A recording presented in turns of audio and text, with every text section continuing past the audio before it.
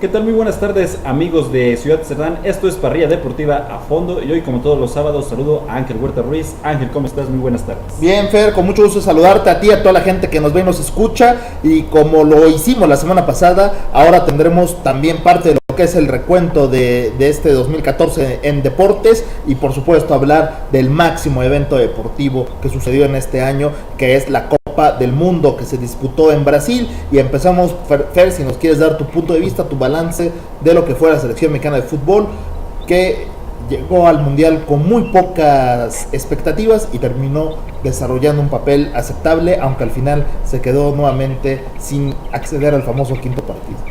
Así es, como bien comentas, las expectativas que se generaron previo al mundial, recordando cómo llegó con aquella eliminación que tuvo vía repechaje contra Nueva Zelanda, que tuvieron un partido de ida y vuelta, uno en el Azteca, otro ya en la capital del país. En la madrugada, ¿te acuerdas? A las 2 de la mañana más o menos aquel día que México consiguió su pase al Mundial.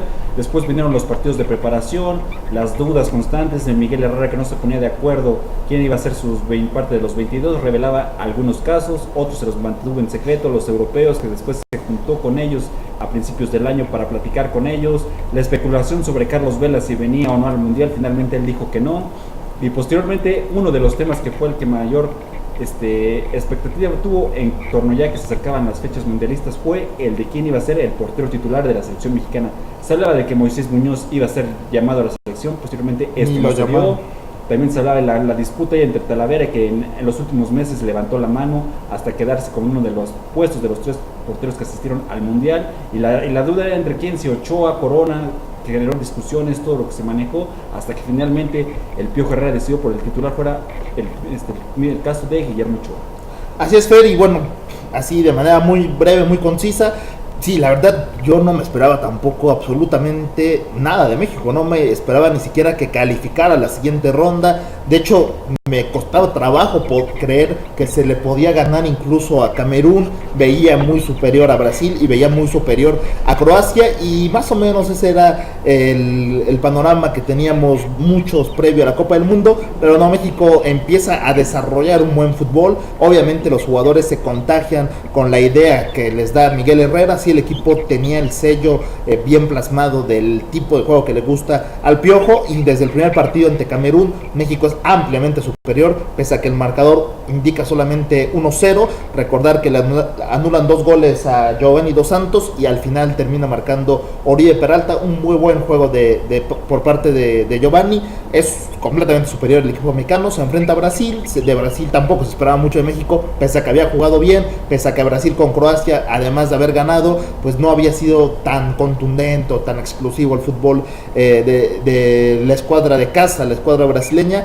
Y un partido memorable, un partido que se quedará guardado en la memoria de muchos aficionados por un buen tiempo, porque tiene una actuación buena México, y sobre todo el caso de Guillermo Ochoa, que se convierte en la figura del partido, en la figura del equipo mexicano, teniendo grandes atajadas, una que le hace a Neymar espectacular. Incluso la FIFA y la prensa internacional lo reconoció como lo merecía, y al final de cuentas digamos, se obtiene un muy buen empate ante Brasil, un empate que no estaba presupuestado, y crece la ilusión y la esperanza en los aficionados, también con la ayuda de los medios de comunicación, que empiezan a ensalzar más a la selección. Se viene el juego contra Croacia, jugadores de Croacia incluso previo al partido se demuestran con mucha prepotencia, con mucha seguridad de que ellos iban a ganar fácilmente al equipo mexicano, y bueno, al final de cuentas México termina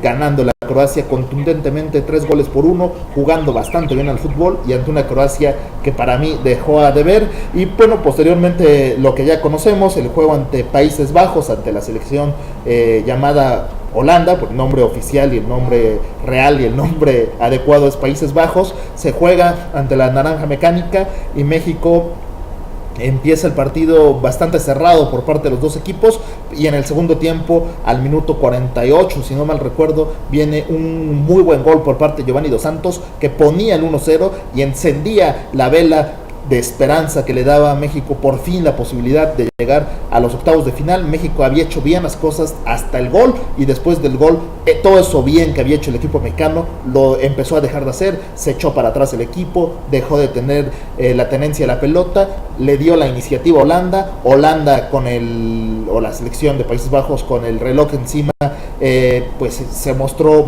su vertiente más ofensiva, fue al ataque, y después vino lo dramático, ¿no, Fer? Al minuto, un minuto, 2 minutos antes del minuto 90, del final del partido en tiempo reglamentario, aparece un gol de Sneijder que pone el 1-1. Obviamente cayó como una cubetada de agua fría para millones de aficionados. Todo parecía indicar que el partido se iba a definir en la prórroga, en los tiempos extras, y bueno, viene digamos la tragedia en su máxima expresión después de que Rafa Márquez comete una falta sobre Robben, que algunos dijeron que era o no era penal, y se hizo toda una discusión por meses incluso, y actualmente la gente lo sigue pensando así, pero bueno, el caso es que el árbitro marcó penal y Huntelaar cobró por parte de los Países Bajos para acabar cruelmente con el anhelado quinto partido que buscaba el equipo mexicano. Así es, recordar todo lo que pasó en este partido, como bien comentabas, en cada uno de estos partidos previos que tuvo en la fase de grupos de México en el Mundial, y sobre todo lo de Holanda, también mucho se cuestionó. Recordar que se hablaba de que México algunos lo daban ya como favorito para avanzar, aunque a pesar de que Holanda avanzó como líder de su grupo en el grupo B, donde goleó a España en su primer partido, y ganó sus 3 partidos de la fase de grupos. En el partido contra México, recordar todo lo que pasó, que se hablaba incluso del clima que iba a favorecer a México por la temperatura que el calor, ¿no? A la hora en la que iban a jugar estos dos equipos de Holanda y de México. Y sobre todo también algo que se cuestionó mucho fue lo de el tiempo muerto que se dio para que ambos equipos se rehidrataran en aquel partido, algo que no se había visto, yo al menos no recuerdo en ninguna Copa del Mundo ni en ningún otro partido de esta Copa de Brasil 2014, más que en la Liga Mexicana. Eso exacto, sí lo habíamos visto en algunas porque ocasiones, se juega a mediodía. Pero sí, que muchos hablan, bueno, ¿y qué pasó? Recordar lo que pasó en el segundo tiempo, por ahí del 30-35, cuando más o menos, fueron 15 minutos antes de que acabara el partido, cuando se suspende por un momento el partido para que ambas selecciones y los jugadores vayan a refrescarse a sus respectivas zonas, hablar un poco con sus respectivos entrenadores técnicos, el caso de Miguel Herrera con la selección mexicana y del técnico de Holanda, para que les dieran las instrucciones, y se habla de que fue cuando esto afectó mucho a México, porque después de esos 15 minutos México empezó a ceder más el balón a Holanda, a retrocederse más, los holandeses empezaron a tocar, a acercarse más al área rival, Ochoa empezaba a atajar y evitar más jugadas, hasta que vinieron las 2 anotaciones del cuadro holandés que bien comentas, que fueron las que acabaron con las aspiraciones del sueño mexicano de llegar a un quinto partido. Sí, tuvo de hecho en ese lapso que comentas del partido, dos intervenciones que todavía salvaron a México de los goles, porque incluso quien dice que la jugada determinante del triunfo de Países Bajos o de la derrota mexicana fue el penal, el que le cometen a Robben, pero no, o sea, finalmente desde antes del primer gol de Sneijder, el equipo de los Países Bajos ya tenía la presión sobre México. Decíamos un mano a mano que le gana Ochoa a Robben, otra jugada también que alcanza a sacar el portero mexicano, y México pues creo que nada volvió a atacar una sola vez con un disparo de Salcido que pasó desviado de la portería, pero sí, para mí dejó de hacer bien las cosas México, y al final yo creo que no cumplió, más allá de echarle la culpa a los demás, yo creo que sí es responsabilidad absoluta del técnico, de los jugadores, por haber cambiado el planteamiento y por haber cambiado la actitud para el equipo mexicano. Y destacar algo de lo que dejó uno de los jugadores que llamó la atención fue el propio Guillermo Ochoa, que fue considerado como uno de los mejores porteros de esta justa mundialista, y otros casos, el de Héctor Herrera, que fue uno de los baluartes de esta selección, el mismo Andrés Guardado, que otro anduvo por ahí en la delantera, el caso de Oribe Peralta, que salvo por su gol no mostró nada más, y el caso del Gullit Peña, que se habla que uno de los jugadores que iba a ser el baluarte del medio campo y el orquestador, que realmente perdió su lugar en la titularidad. Se habla de que no llegaba en un gran momento. El lugar fue ocupado por el Gallito Vázquez, que jugó grandes cosas en este Mundial de Brasil 2014. Y lo de Rafa Márquez también, que a su experiencia fue los hombres que el liderazgo, el que alzó la voz en los momentos, se cuestionaba lo que había hecho en anteriores ediciones, cuando se habla de que cuando la selección más dependía de él, regaló tarjetas, como recordar lo que sucedió en el Mundial de Corea y Japón 2002, cuando se pierde contra Estados Unidos, o el caso también que recuerdo de la Copa Confederaciones de Alemania 2005 contra los teutones en el partido por el tercer lugar, se hace expulsar tontamente cuando México prácticamente estaba a unos minutos de empatar el marcador, y después Alemania terminó ganando aquel partido. Así es, Fer. Sí, la verdad yo creo que es un acierto absoluto por parte de Miguel Herrera en confiar en en Rafa Márquez como el último hombre en ese planteamiento que tiene el Piojo, como el líbero, como el jugador de seguridad, el jugador que le da solidez al equipo mexicano, y en general me parece que fue un buen mundial. Y pues considerando que no esperaba nada de México después de esa terrible eliminatoria con el Chepo de la Torre, con Bucetich, con Luis Fernando Tena, rescatando ahí las cosas en Wellington, Nueva Zelanda, en aquel partido de las 2 de la mañana, en el Azteca, que México pues sí vence con autoridad a la escuadra neozelandesa, pero pues tampoco jugando un gran fútbol. Y después en los amistosos, ¿no? ¿Te acuerdas que los amistosos daban pocos motivos para pensar que México iba a ser una buena Copa del Mundo? Y al final se cumple, me parece, un papel aceptable, tampoco brillante, pero sí un papel aceptable del equipo mexicano. Y el Piojo Herrera, que se convirtió como el personaje del año con su estilo eufórico, los gritos que daba en la zona técnica, y eso llamó la atención a nivel internacional, en el ámbito internacional incluso, y actualmente es como una figura de rock, como un actor de telenovelas, porque sale en todas las revistas. Hasta lo vemos al Piojo Herrera, que actualmente hasta anuncia servicios de una institución bancaria, y lo vemos como asesor, todo ya es asesor financiero. Y también recordar lo que pasó previo a este mundial, la pérdida, más bien la baja del jugador de que fue Luis Montes, que en aquel partido contra Ecuador minutos antes anota un golazo y después en una jugada se ve lesionado y se pierde lo que es la Copa del Mundo, y que incluso en estos días está todavía recuperándose de aquella lesión.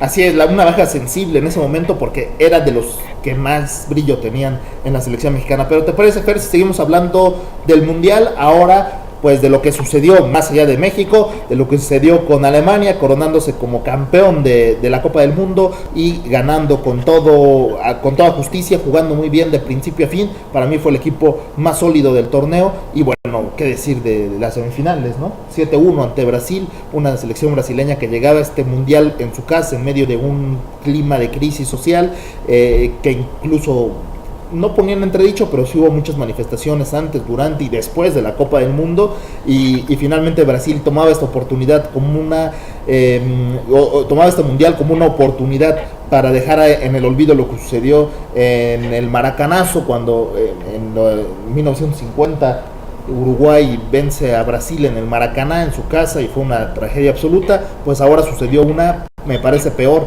el Mineirazo, ¿no? Después de perder 7-1 con Alemania. Pero adelante, Fer. Sí, así es, un fantasma del Maracaná que se disfrazó de selección alemana y que le propinó una de las peores humillaciones de la Scratch de Oro en su participación mundialista. Y sí, lo que bien comenta, es un Brasil que yo sí lo vi con muchas dudas de lo que fue este ciclo mundialista. Se habla de que las figuras no llegan en su buen momento, la gente de experiencia, como el caso de Robinho, Kaká, el mismo Ronaldinho, que iban a ser incluidos. Finalmente el técnico de turno, que fue Luis Felipe Scolari, los decidió hacer un lado, y todo lo que se generó, que en este proceso lo que ganaron fue la Copa Confederaciones realizada en aquel país un año anterior. Y lo que pasó en el mundial, la verdad, un equipo que todos decían, bueno, es que le queda la incertidumbre, le queda mucho el anhelo de que finalmente pueda coronar lo que dejó a medias en aquel mundial de 1950, como bien comentas, cuando perdieron allá contra Uruguay. En esta ocasión había muchas dudas, no había un buen funcionamiento, quedaba lejos Brasil de aquel juego bonito que presentó en algunas otras ediciones, como fue el caso del Mundial de España 82, México 86, con grandes selecciones, jugadores, como incluso lo vimos también en el Mundial de México 70, con Pelé, grandes jugadores. Aquí se habla de un Brasil más europeo, que jugaba muy retrasado, que dependía solamente de lo que podía hacer adelante Neymar. El resto de los jugadores brillaban por su ausencia. Y sí, la verdad que los equipos que generó muchas dudas, como se dio la fase de grupos, se habla de que incluso Brasil, por ser el anfitrión, recibió ayuda de parte de los organizadores, como fue la FIFA, y de los árbitros, hasta que llegó el partido contra Alemania. Anteriormente, recuerdas lo que hizo contra Colombia, uno de los equipos que sorprendió, aquel golazo y que fue donde se dio la jugada y más bien todo lo que pasó con aquella lesión que recibió Neymar en aquella jugada donde se perdió el partido, que fue donde se cayó Brasil. Después viene la que bien comentas, aquella goleada del 7-1 contra Alemania. Y hablar de Alemania, un equipo y hasta pierde el tercer lugar, ¿no? Con Holanda también. Y hablar de Alemania, que muchos decían, bueno, es que Brasil, más bien decíamos esa frase de que América para los americanos, Europa para los europeos. Se hablaba de lo mismo, incluso veíamos los calificados a los octavos de final, ya que la mayoría eran equipos de Europa, y todos pero empezaron a darse las combinaciones hasta que llegaron solamente Brasil y Argentina y Alemania, a la final,